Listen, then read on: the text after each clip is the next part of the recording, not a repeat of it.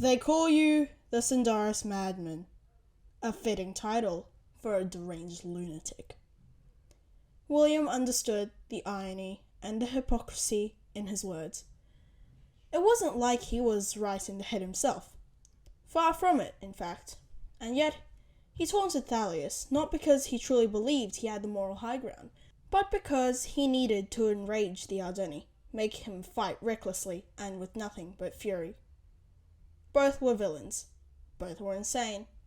And perhaps, most interestingly, their sinister ambitions had both been born from loss. However, one thing separated William from the Sindaris madman. While Thalius acted on his emotions only, William had a semblance of logic and reasoning, enough for his planning to give him the upper hand, although his opponent was far stronger and more skilled in combat than he was. And right now, everything was going according to plan. If he could just defeat Thalius, right here and now, in this final duel, his faction of Sindaris would quickly surrender, and he could focus his full might on eliminating the Black Mazda Studios team and their allies. All his enemies were right where he wanted them. And he finally had the chance to dispose of them all.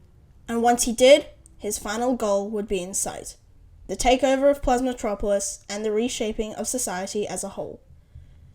The things the news said about William were far from lies. He was a murderer and a terrorist. That he knew. But unlike Thalius, he at least had a reason. Something to achieve with his violence. When he took charge of the city and implemented his vision of justice, he would save so many more lives than he had taken. A small price to pay along the road to his utopia. It was worth fighting for. Wasn't it? The two opponents clashed furiously. Thalius's enchanted diamond greatsword against William's purple blade of plasma. The last time they'd fought, William had severely underestimated the Sindaris madman and suffered terrible injuries. This time, however, he was ready. His Mark II armor gave him another edge in battle. It wasn't impenetrable, for sure. Occasionally, Thalius could land a lucky hit with his weapon and slash through the metal and cut his skin below. But it was self-repairing, and any minor damage done was almost immediately reverted, and any of his injuries were healed in seconds by the nanobot technology, courtesy of his business associate, Orson Graham, the same one who'd convinced him to carry out this whole plan in the first place. With his armor enhancing his strength and his focus, he was able to not only hold his own, but even rival Thalius. Sometimes he'd catch the Sindaris madman with a worried look on his face. This time, he had made the mistake of underestimation. How the tables had turned. All the same, the Ardeni refused to allow himself to be taken down, parrying all William's attacks and delivering his own with utter viciousness. At some point, he'd even managed to shatter William's blade, and he had to procure a backup sword to continue fighting. William knew Thalius despised him. And why shouldn't he? It had worked out in the human's favor anyway. More hatred, more recklessness. Finally, for a moment, it seemed as if William was beginning to overpower his opponent, delivering punch after punch, force from his fist exacerbated by his armor. He stomped his foot into the ground, creating a shockwave of energy that knocked the Sindaris backward into a nearby wall, while Thalius stumbled, trying to regain his balance. Now was the time. He had an opportunity to finish this. Curse you, Thalius! Curse you and all of your kin! He ran at Thalius and leapt into the air, intending to bring down his plasma blade upon the Sindaris and end him once and for all. But at the last moment, Thalius activated his Mobilium song, teleporting behind William just as he landed. The human turned around, struggling to comprehend what had just occurred, and the Sindaris madman took his chance and impaled him with his greatsword. The shock preceded the pain, which struck only a moment later. Indescribable, inconceivable pain. Before he knew it, Thalius had grabbed him by the neck and slammed him into the wall. William's strength began to drain. He knew that the nanobots were desperately trying to fix the armor and his wound, but they were greatly hindered by the sword still plunged into his chest. He knew they would only slow the inevitable. It was a fatal wound. Thalius opened his mouth and spoke, every word laced with contempt. How does it feel, William, to know that after all this time, everything you've done, you have lost." William looked around, only to see his drag soldiers rapidly declining as the Black Klansman team and their allies took them out one by one, along with the Sindaris, both allied to and against him.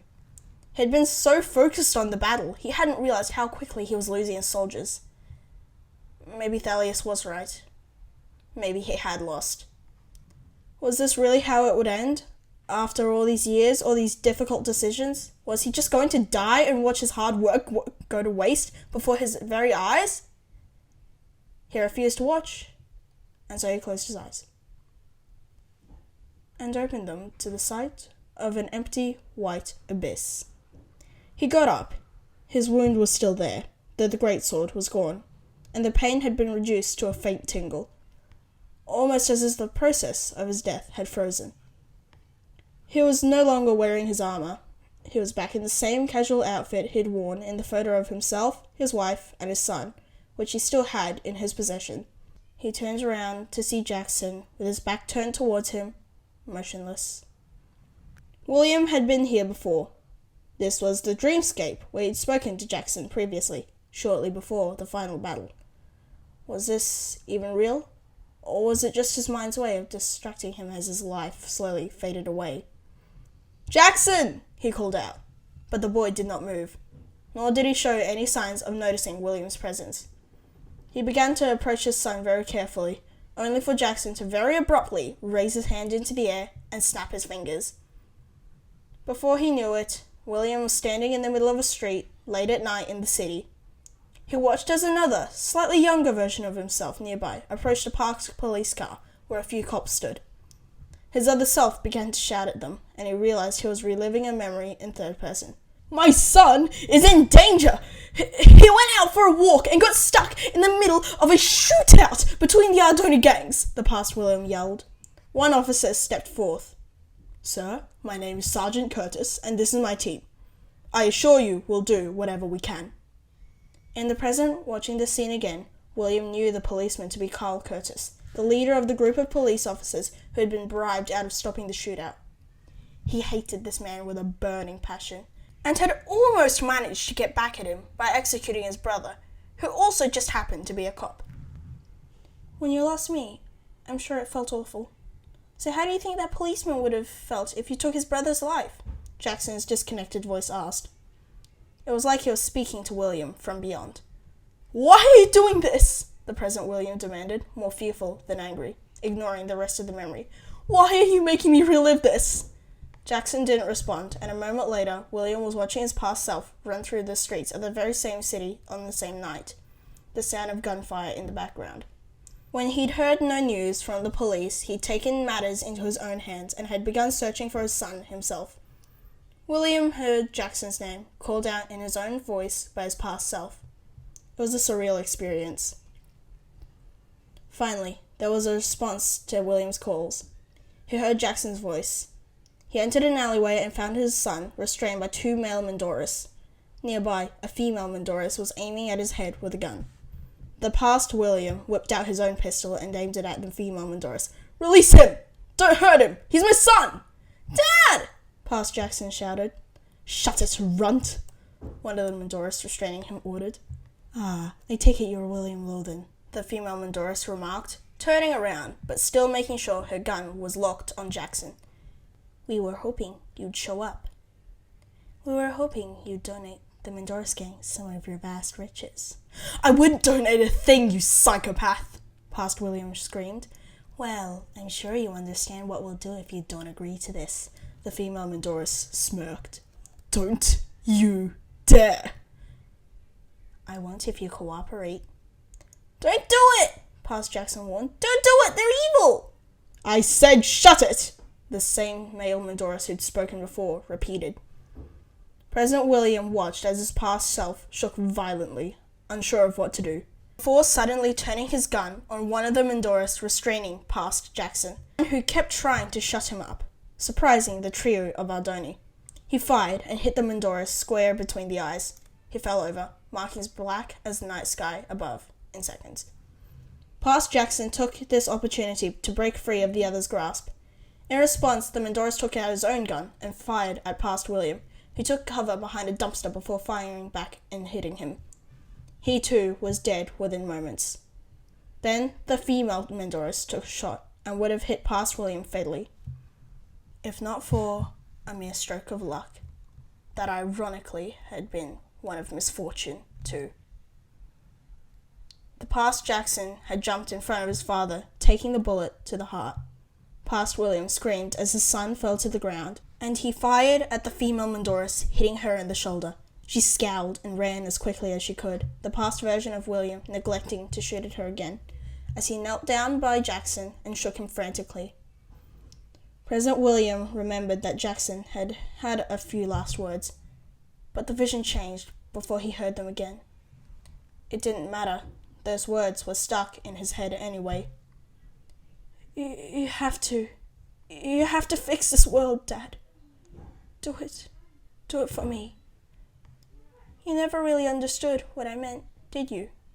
The voice of present Jackson asked, as William now stood in his own warehouse, seeing the bodies of dozens, even hundreds of tortured Ardoni, as well as his other prisoners. It had been his own doing. Not directly, of course, but his drag soldiers had carried out his orders to abuse and murder them. It was only now that he began to understand the true scale of his destruction. Images flashed through his head, of families torn apart by his actions, a mother and her children mourning the death of their father, a police captain he'd executed, a female Voltaris cradling the corpse of her child. And now, William was somehow feeling their pain, their suffering, as if Jackson was using his powers to forcefully shove these emotions into his head. Why? Why was he doing this? But deep down, William already knew.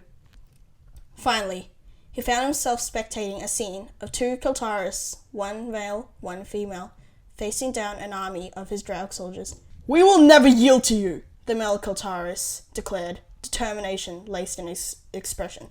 "We aren't afraid." "Then you will die braver than most," William heard his own voice say. He glanced over to see his past self standing at the front of his soldiers with a malicious smile on his face. The sight almost made him burst into tears. But what really did the damage was the telltale sound of blast of fire as the Draug opened fire on the two Keltaris. They were dead in an instant, not an ounce of colour left in their markings. Present William gaped at the sight. Despite his past self's indifference, something had changed. But before he had time to contemplate the scene more, one of the Draug came forward, restraining a young Keltaris with similar markings to the ones he'd killed, who must have been hiding nearby. Undoubtedly their child. Zakaiton. As the Draug soldier brought him to the past version of William, the child noticed his deceased parents and burst into hysterics immediately, crying and sobbing as he violently shook. When he finally reached the past William, he grabbed the Keltaris aggressively and cackled like a madman. Because that was what he was, wasn't it? "Shut it, runt!" he shouted, repeating the words one of the Mendoras had said to his own son. Everything had come full circle.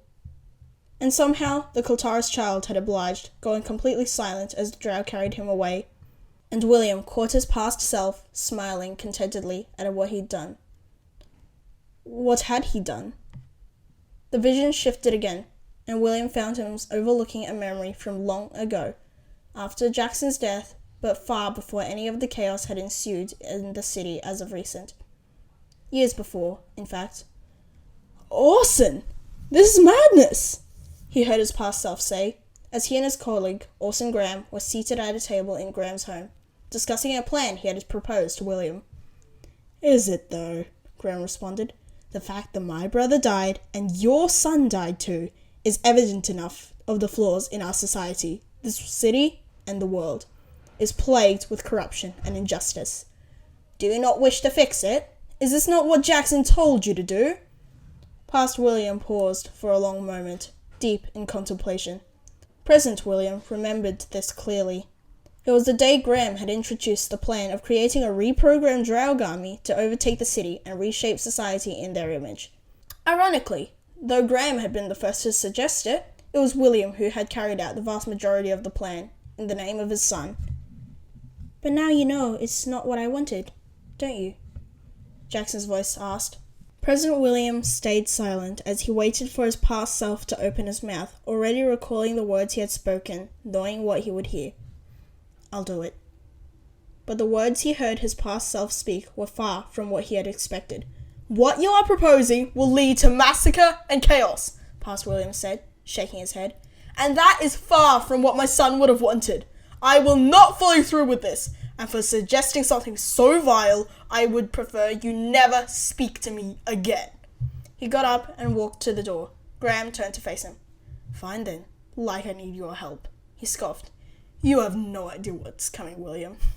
And when it comes, you're going to take back every word you just said." "Is that so?" Past William asked. "Because I don't regret any of it." "Now do you see, Dad? What could have been? Or do you need more?" Jackson's voice boomed in William's head. Jackson apparently didn't wait for an answer before sending William to yet another level of this mental labyrinth. He was seeing himself standing by the Black Plasma Studios residence where he was talking to David R.B., its leader. This was no memory.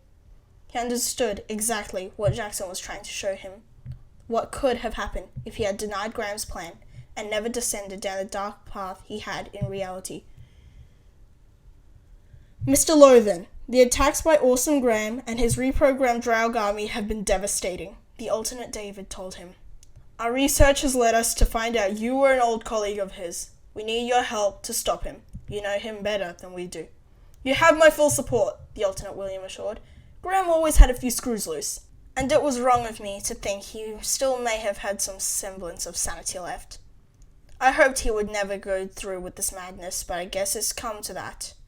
I'll do what I can to help you take him down." "Thank you," David said, outstretching his hand, which the alternate William shook.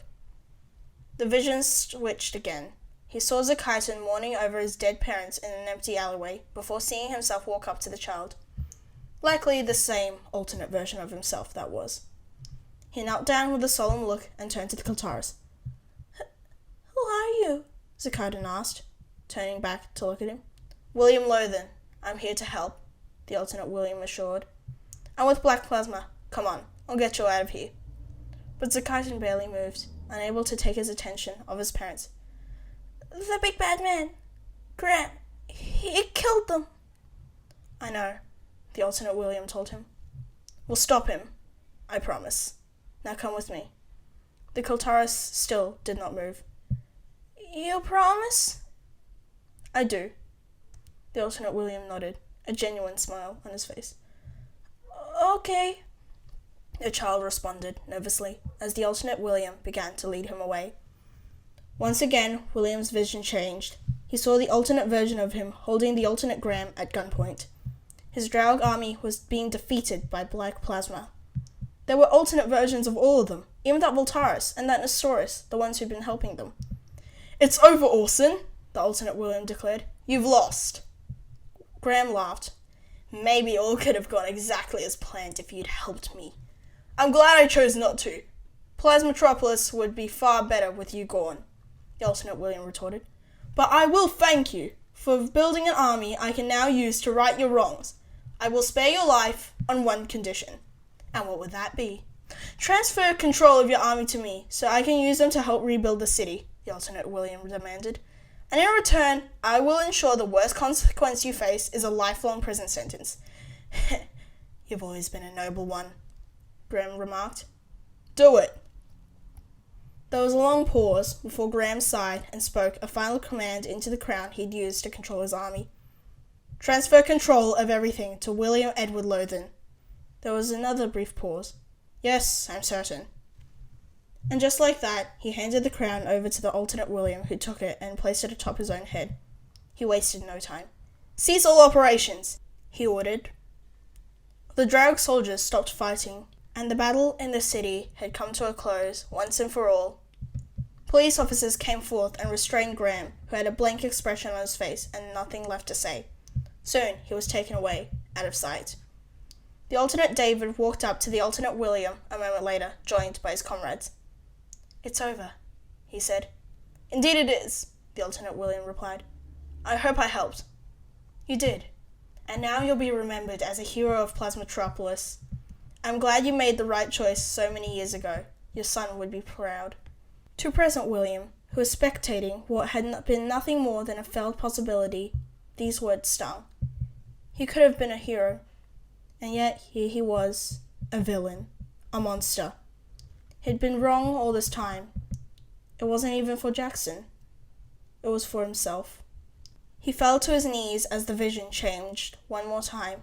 He was at his old house, a luxurious residence where he, his wife, and his son used to live, overlooking the city of Plasmatropolis from atop a nearby hill.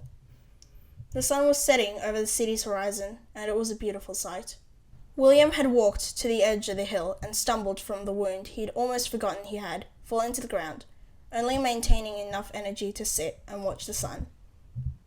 It was serene and silent for a long moment before he heard footsteps behind him. It was Jackson. Not a memory of Jackson, nor an alternate version of him, but the real Jackson. Without a word, he sat down next to William and placed an arm around him supportively. William decided to speak first. "I'm sorry. All of this was a mistake, and I let you down." Jackson smiled. "You finally understand what you've done. That's good. But there's another reason I showed you all this." "And what would that be?" "Because it's still not too late," the boy claimed. "It is too late, Jackson," William replied. "Too late to make amends." He turned away, staring out at the sun once more. "Maybe," Jackson nodded. "Maybe that's true. Maybe your legacy is already set in stone as a villain. But there's at least one thing you can do to set things right, even in your last moments."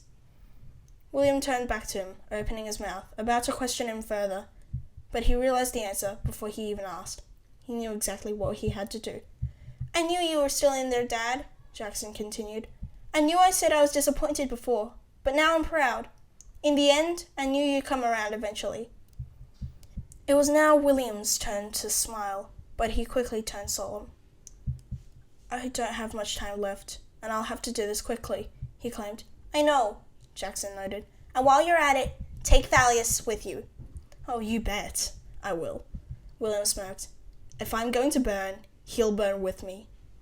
And with that, he turned back to the sun, watching it set over the city of Plasmatropolis, a city he could have helped to protect, a city he ended up damaging so badly it would take years for it to be fully repaired. And yet, after all this time, he'd spent his last moments alive doing the only thing he could still be able to do to save it. "It's beautiful, isn't it, my son?" William said. "I remember the days we used to watch the sunset, side by side.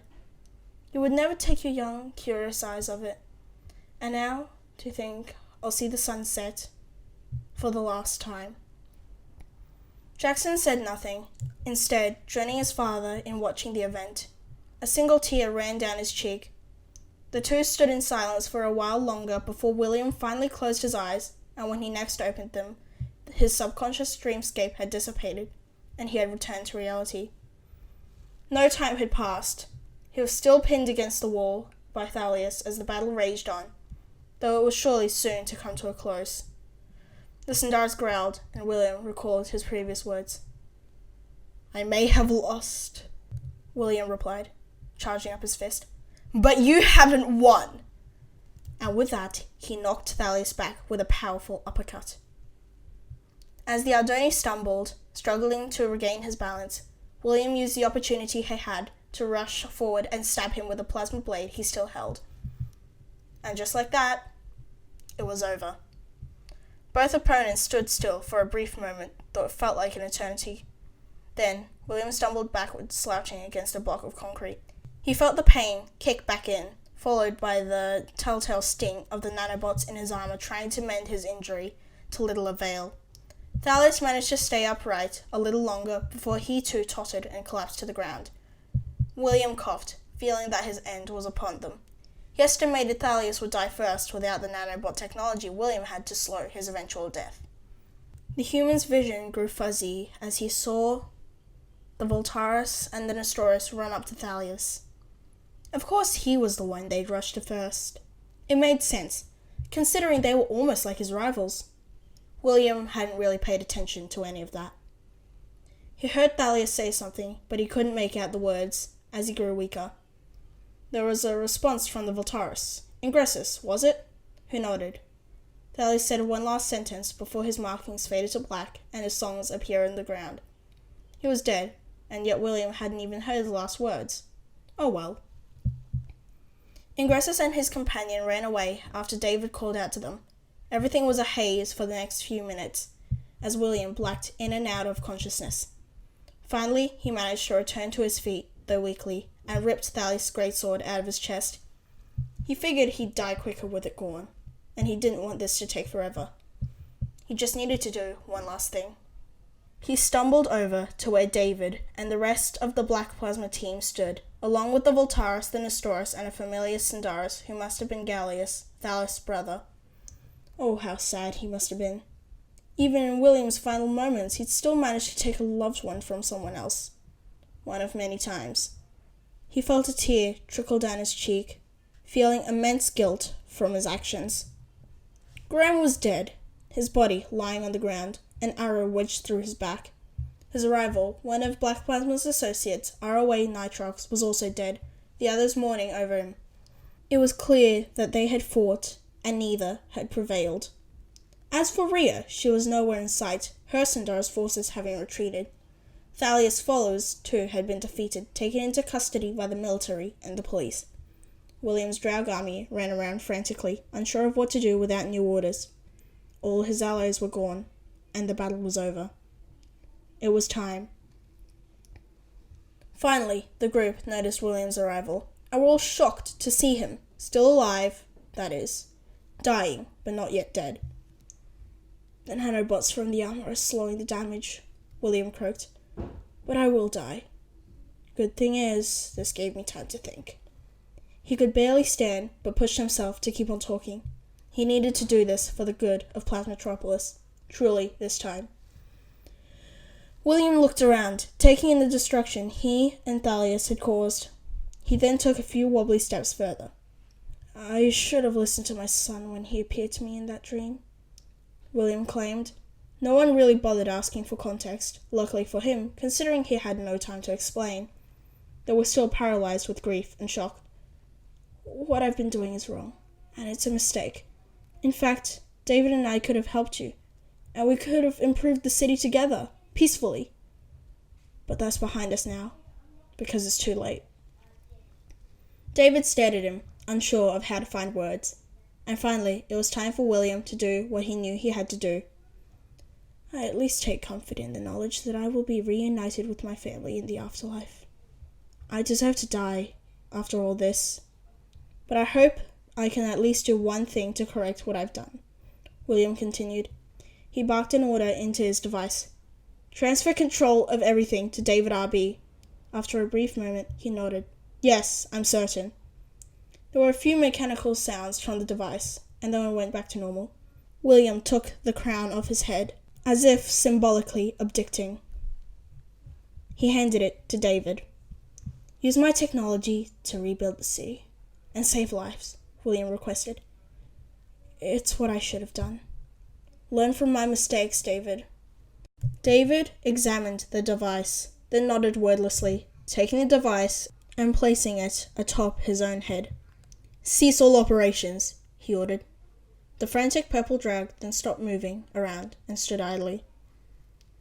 Now that's over and done with, William noted. I have nothing else to say. Good luck.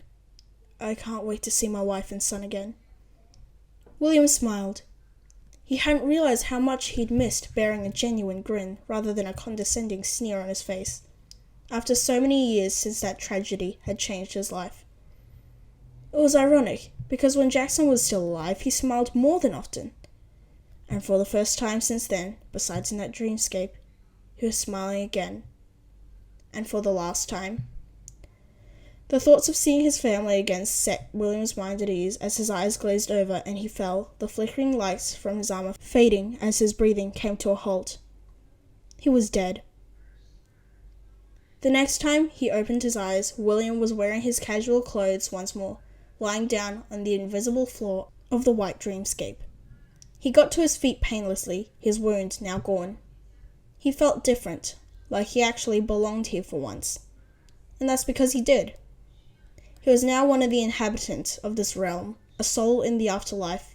Somewhere here Thalius was dwelling, and so were Graham, Nitrox, and everyone else who died that day. But perhaps confronting them would be for another time. "Dad!" an all too familiar voice cried joyfully. William turned around, and Jackson was standing there, having been waiting for him. "Son!" he responded, as Jackson ran up to him and wrapped him in a tight hug, just like old times. "You're finally here," Jackson said. "Better I'm here than in the world of the living," William told him.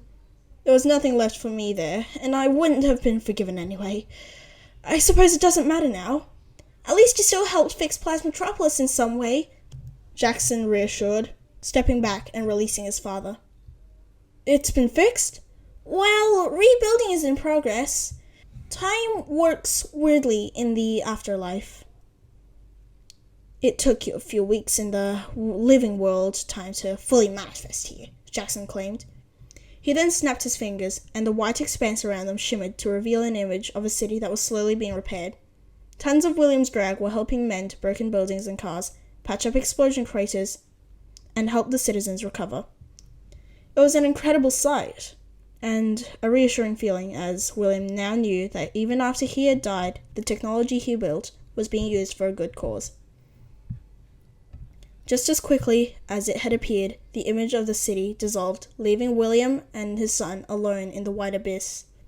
But it didn't matter that they were the only ones here, because the two of them were enough. "I missed you, Dad," Jackson claimed. "As did I, Jackson. As did I," William replied. "Now, where's your mother? We have some catching up to do." Jackson laughed. "Then let's get to it." He snapped his fingers, and just like that, the two of them had vanished, beginning their journey through the afterlife. Today was the start of a brand new era, one where the Lothing family was finally whole again. And after everything, all his grief, all his mistakes, all his regrets, William could not have wished for a happier ending to his story. And now, it was time to set down the book and open the next one.